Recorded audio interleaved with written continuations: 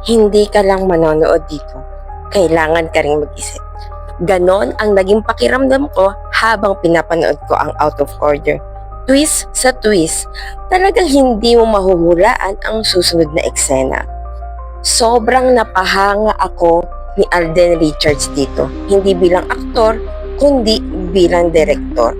Ang galing niya sa pacing at storytelling.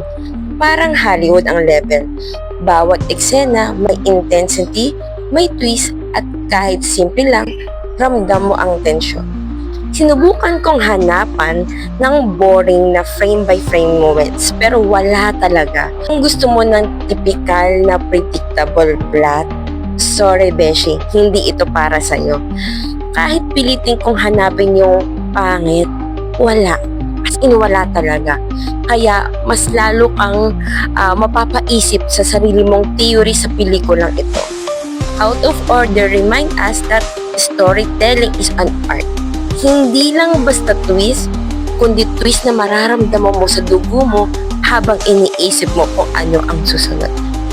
Ako nga pala si Kai at ito ang pelikulang magpapaalala sa iyo na minsan hindi sapat ang manonood lang.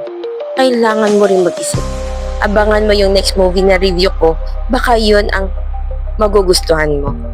At ako nga pala si Kayet.